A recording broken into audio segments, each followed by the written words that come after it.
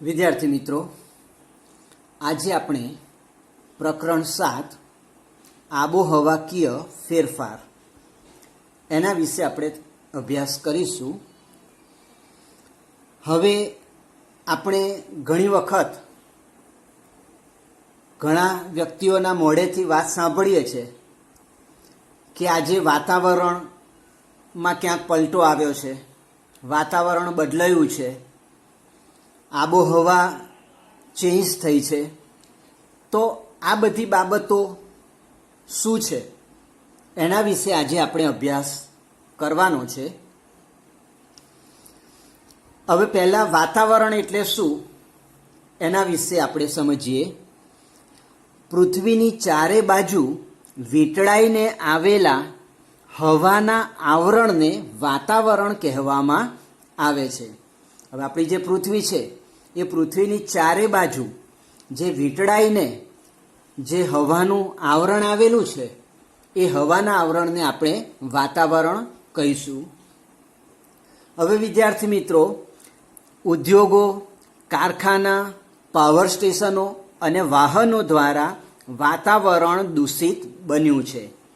વાતાવરણમાં પ્રદૂષણનું પ્રમાણ વધ્યું છે. હમણાં થોડાક સમય પહેલાં કોરોના જેવી મહામારીને કારણે માર્ચ મહિનામાં લોકડાઉન સરકારે જાહેર કર્યું. હવે એમાં આપણે સંપૂર્ણ ઘરે રહ્યા, 1 મહિનો તો ટોટલી ઘરે રહ્યા અને થોડીક છૂટછાટ સાથે 2 મહિના તો આપણે લગભગ ઘરે રહ્યા એમ કહીએ તો પણ ચાલે. ત્યારે વાતાવરણમાં જે વાહનોના ધુમાડા છે, ઉદ્યોગ ધંધા બંધ રહ્યા હતા, ફેક્ટરીઓ, તો એને કારણે જે વાતાવરણમાં જે પ્રદૂષણ ફેલાતું હતું એનું પ્રમાણ બિલકુલ ઘટી ગયું હતું. નદી પણ શુદ્ધ થઈ હતી. પેપરમાં પણ આપણે સમાચાર સાંભળ્યા હતા કે હિમાલય પર્વત અમુક અંતરેથી સ્પષ્ટ જોઈ શકાતો હતો.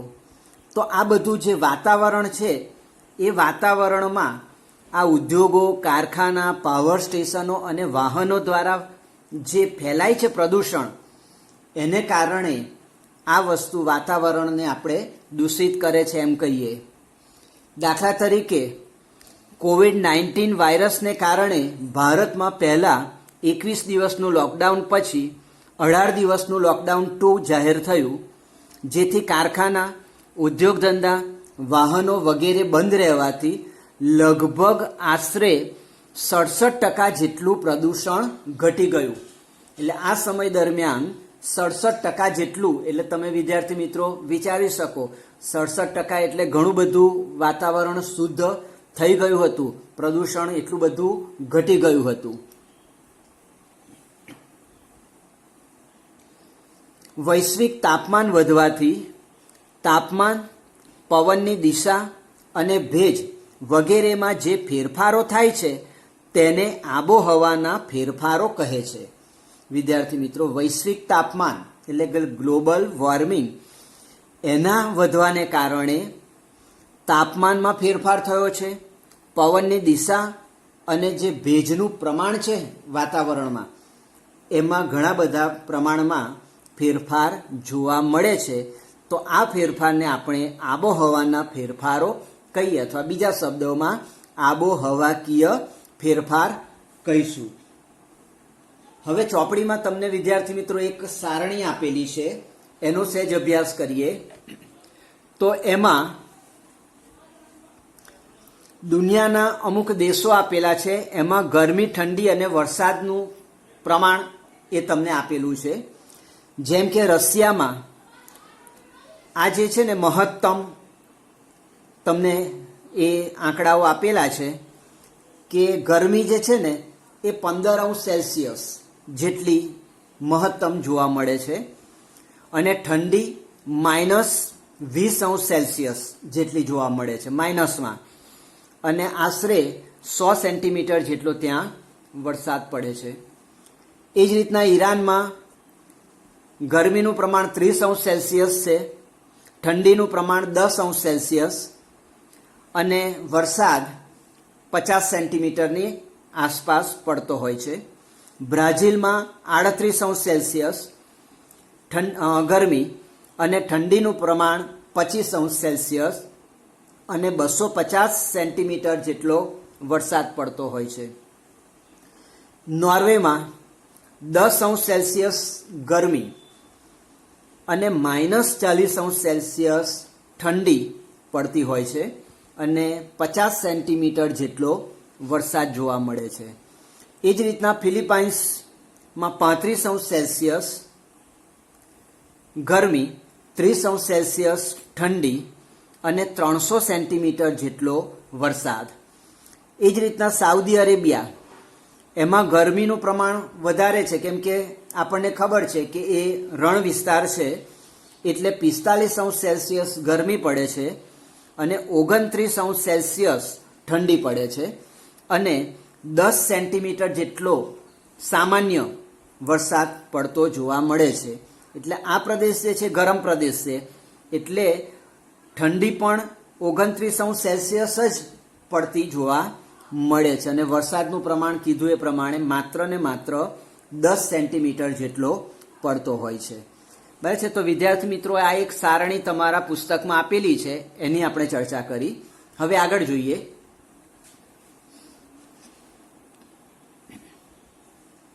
કોઈપણ પ્રદેશના તાપમાન, ભેજ અને વરસાદની ટૂંકા ગાળાની સરેરાશ સ્થિતિ એટલે હવામાન. ફરી એક વખત, કોઈ પ્રદેશના તાપમાન, ભેજ અને વરસાદના ટૂંકા ગાળાની જે સરેરાશ સ્થિતિ છે એને આપણે શું કહીશું? હવામાન કહીશું. એ જ રીતના કોઈ પણ પ્રદેશના 35થી વધારે વર્ષોના સરેરાશ તાપમાન, ભેજ અને વરસાદની સરેરાશ સ્થિતિ એટલે આબોહવા, ક્લાઇમેટ. ફરી આ બંને વચ્ચેનો તમારે તફાવત ધ્યાન રાખશો કે ટૂંકા ગાળાની સરેરાશ સ્થિતિ જે છે એ હવામાન દર્શાવે છે અને 35થી વધારે વર્ષોનું જે સરેરાશ સ્થિતિ બતાવે છે તાપમાન, ભેજ અને વરસાદની, એ આબોહવા કે ક્લાઇમેટ બતાવે છે. ચલો હવે ગ્રીન હાઉસ ઇફેક્ટ. ઠંડી આબોહવાવાળા દેશોમાં સૂર્યતાપ ઓછો અનુભવાય છે. કે જ્યાં ઠંડા પ્રદેશો છે ત્યાં સૂર્યના જે કિરણો છે એ ત્રાંસા પડતા હોય છે, એને કારણે ત્યાં વધારે ઠંડી પડતી હોય છે. એટલે આવા જે દેશો છે એ દેશોમાં સૂર્યતાપ ખૂબ ઓછો અનુભવાય છે. તેથી છોડ, શાકભાજી તથા વૃક્ષોનો વિકાસ અટકે છે. આપણે ઘણી વખત તમે શિયાળામાં ને બધા તમે વધારે ઠંડી પડતી હોય ત્યારે જે છોડ હોય એના પાના જે છે ને એ કોકડાઈ જાય છે, આમ વળી જાય છે. તો આનો વિકાસ આ ઠંડીને કારણે અટકે છે. તેથી પર્યાપ્ત માત્રામાં ગરમી મળી રહે તેવી કૃત્રિમ વ્યવસ્થા કરવામાં આવે છે. તે માટે કાચ કે કાપડની છત રાખવામાં આવે છે જેથી અહીં ગરમી જળવાઈ રહે છે, જેને ગ્રીન હાઉસ ઇફેક્ટ કહે છે. ખ્યાલ આવે વિદ્યાર્થી મિત્રો? ફરી એક વખત, કે જ્યાં અતિશય ઠંડા વિસ્તારો છે અથવા તો એવા દેશો છે ત્યાં સૂર્યતાપ ખૂબ જ ઓછો પડતો જોવા મળે છે. એને કારણે જે છોડ, શાકભાજી અને વૃક્ષોને જે પર્યાપ્ત માત્રામાં ગરમી જોઈએ છે એ મળતી નથી અને એના કારણે તેનો વિકાસ જે છે ને અટકી પડે છે. આ માટે કાચની કે કાપડની છત રાખી અને કૃત્રિમ વ્યવસ્થા કરવામાં આવે છે કે જેથી એમાં ગરમી જળવાઈ રહે. એને આપણે ગ્રીન હાઉસ ઇફેક્ટ કહીશું. તમને એક ચિત્ર બતાવું. આ જે છે આપણા પુસ્તકમાં જ આપેલું છે. તો આ જે ચિત્ર છે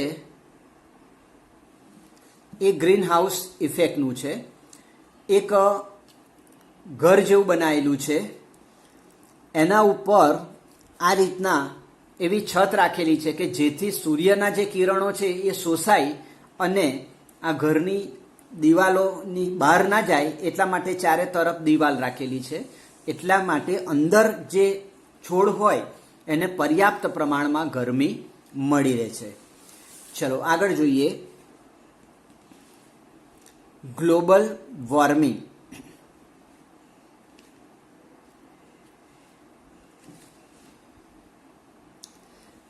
ગ્લોબલ વોર્મિંગ એને આપણે વૈશ્વિક તાપ વૃદ્ધિ એવું કહીશું. એટલે ગ્લોબલ વોર્મિંગ એટલે શું? તો ગ્લોબલ વોર્મિંગ એટલે પૃથ્વીના વાતાવરણને ગરમ કરનારી green house effect. Green house effect એટલે કે સૂર્યના કિરણો સાથે આવતી ગરમીને વાતાવરણમાં આવ્યા પછી પૃથ્વી પર અથડાઈને પરાવર્તન પામી પાછી અવકાશમાં જવા ન દેવાય તેવી સ્થિતિ. એટલે ઘણી વખત એવું થાય કે જ્યાં ઠંડા પ્રદેશો છે એ ઠંડા પ્રદેશોમાં જે સૂર્યના કિરણો સાથે જે ગરમી આવે છે, ઉષ્મા, એ વાતાવરણમાં આવ્યા પછી પૃથ્વીને અથડાઈને, એટલે કે પૃથ્વીની જે સપાટી છે એના પરથી પરાવર્તન પામી અને પાછી અવકાશમાં જતી રહે છે. એને કારણે એ વિસ્તારમાં ગરમીનું પ્રમાણ અલ્પ બની જાય છે. તો એને આપણે આ જે પૃથ્વીની સપાટીને અથડાઈને પરાવર્તન પામી પાછી અવકાશમાં જવા ન દેવાય, તો એવી સ્થિતિ જે છે એને આપણે ગ્રીન હાઉસ ઇફેક્ટ કહીશું.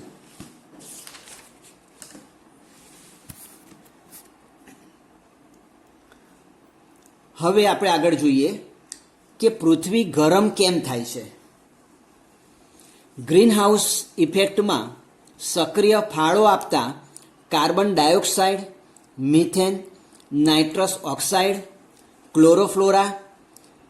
ક્લોરોફ્લોરા કાર્બન CFC અને હેલો કાર્બનને ગ્રીન હાઉસ વાયુઓ તરીકે ઓળખવામાં આવે છે.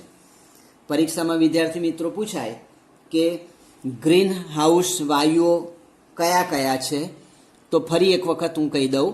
Carbon dioxide, methane, nitrous oxide, chlorofluoro carbon એટલે કે CFC અને હેલો કાર્બન, આ બધા જે છે એને આપણે ગ્રીન હાઉસ વાયુ તરીકે ઓળખવામાં આવે છે.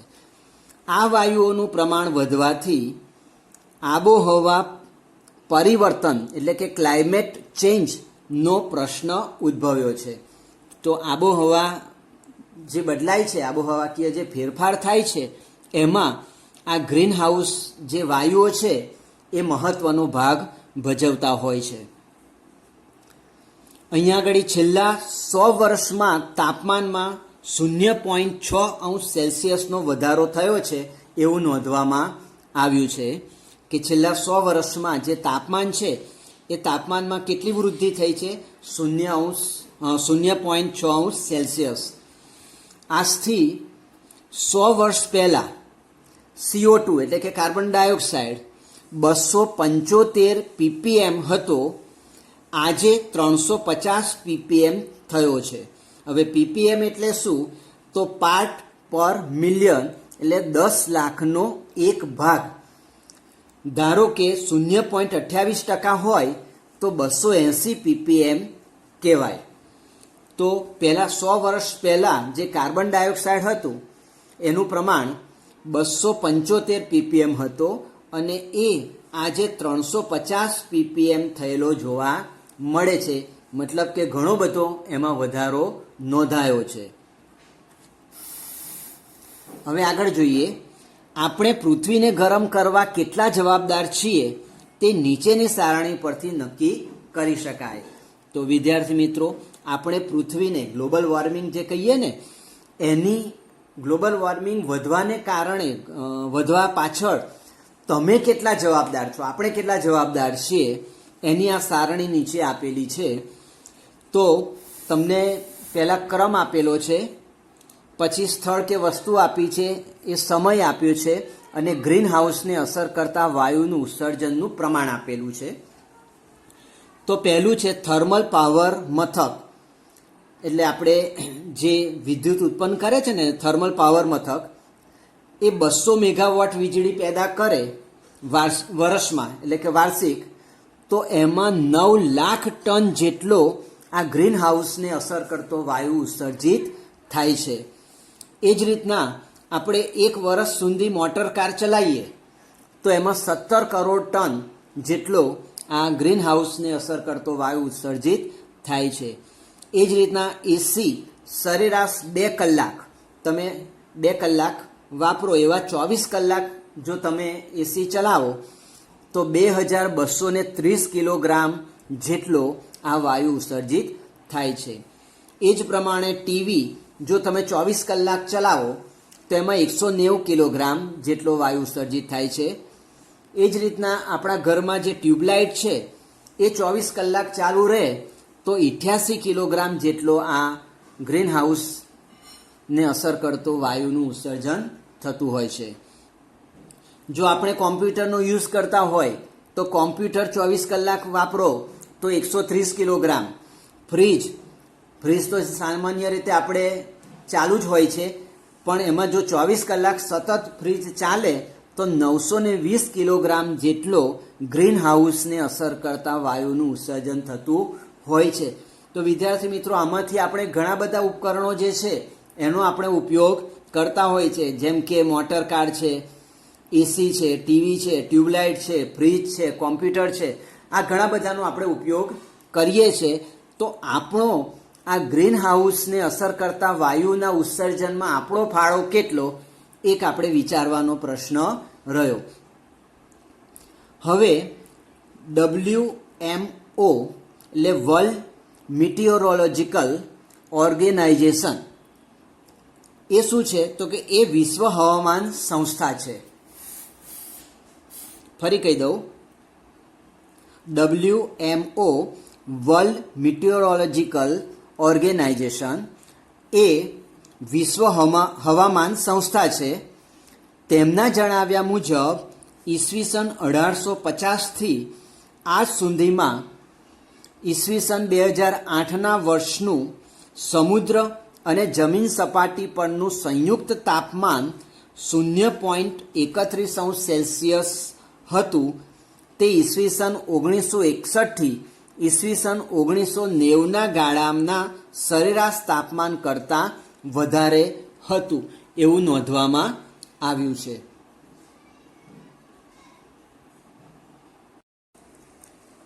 વિદ્યાર્થી મિત્રો, અત્યારે હું તમને ગ્રીન હાઉસ ઇફેક્ટની અસરોના દ્રશ્ય તમારા પુસ્તકમાં આપેલા છે એ હું બતાવવા જઈ રહ્યો છું. તો તમને આ જે દ્રશ્ય દેખાય છે ત્યાં વરસાદનું પ્રમાણ અતિશય ઘટી ગયું છે. એને કારણે જમીન પણ સુકાયેલી જોવા મળે છે. વૃક્ષોની જે વૃદ્ધિ છે એ પણ અટકેલી જોવા મળે છે.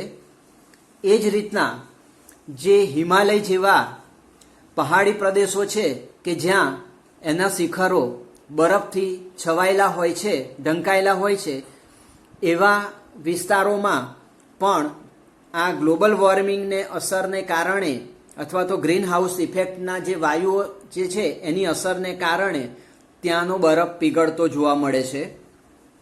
એ જ રીતના બદલાતી આબોહવાને કારણે ઘણી જગ્યાએ વરસાદનું પ્રમાણ નહિવત હોય છે. ઘણી વખત દુષ્કાળનું વાતાવરણ જોવા મળે છે, દુષ્કાળ પડેલો જોવા મળે છે. તો એને કારણે આ તમને પ્રથમ જે ચિત્ર છે એ દુષ્કાળની પરિસ્થિતિ દર્શાવે છે.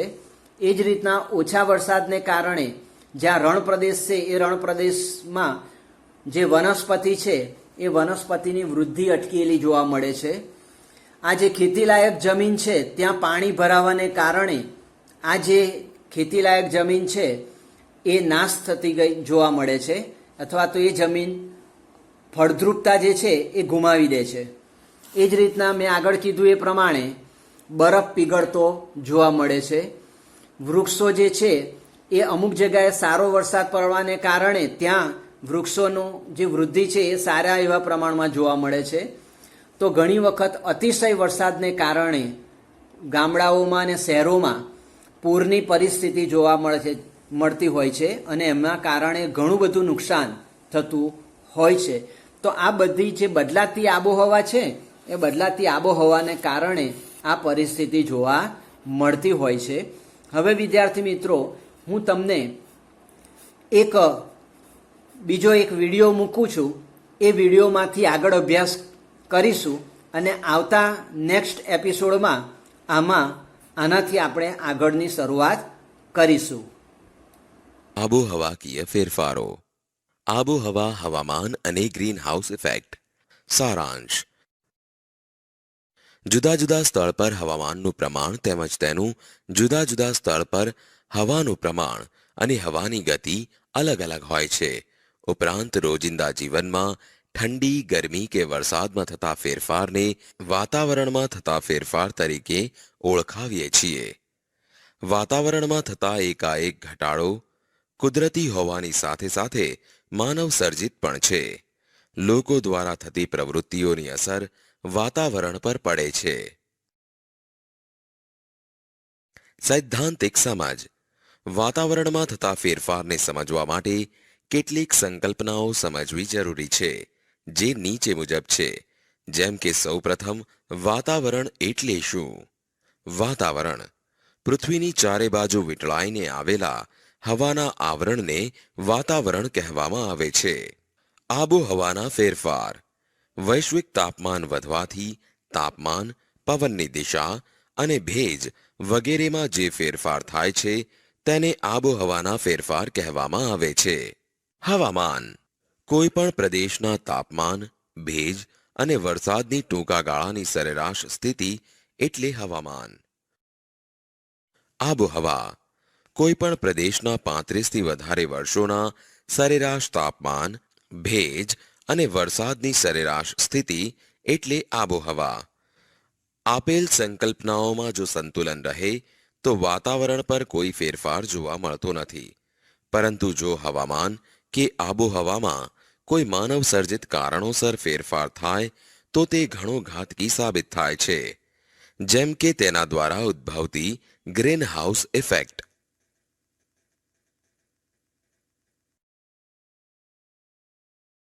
Green house effect. ઠંડી આબોહવાવાળા દેશોમાં સૂર્યતાપ ઓછો મળતો હોવાથી છોડ, શાકભાજી અને વૃક્ષોનો વિકાસ અટકે છે.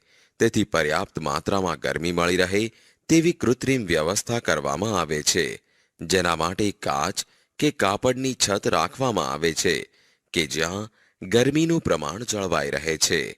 તેને ગ્રીન હાઉસ ઇફેક્ટ કહે છે. ગ્રીન હાઉસ ઇફેક્ટ દ્વારા સામાન્ય ઋતુ સિવાયની ઋતુમાં પણ સારી ગુણવત્તાવાળા શાકભાજીનું ઉત્પાદન લઈ શકાય છે. ઇઝરાયલ જેવો દેશ આ ટેકનોલોજી દ્વારા શાકભાજીનું વધુને વધુ ઉત્પાદન મેળવી તેની નિકાસ દ્વારા કરોડો ડોલરનું હુંડિયામણ કમાય છે. ઉપરાંત શાકભાજી પાકોની ખેતીના પાયારૂપ પ્રશ્નોના નિરાકરણ માટે ધરુની ફેર રોપણી દ્વારા ઉત્પાદન કરી આ ટેકનોલોજી ઉપયોગી અને ફળદાયી સાબિત થઈ છે. પ્રકાશની ગુણવત્તાનો આધાર તેના કિરણોની લંબાઈ અને પ્રકાશના સમયગાળાનો આધાર ઋતુ અને વિસ્તાર પર રહેલો છે. તેથી આ પરિબળને પાકની જરૂરિયાત મુજબ નિયંત્રણમાં લાવી શકાય છે.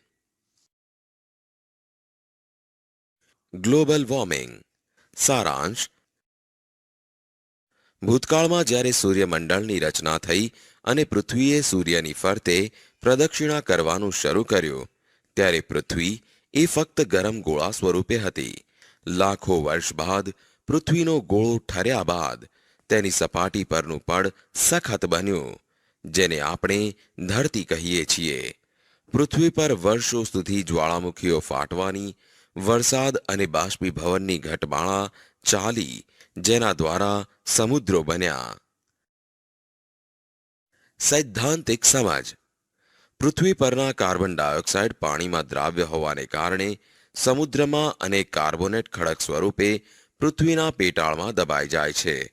પૃથ્વી પર તેનું પ્રમાણ 70થી ઘટીને 0.003% રહ્યું, જેથી પૃથ્વી ઉપર વાતાવરણ અસ્તિત્વમાં આવ્યું.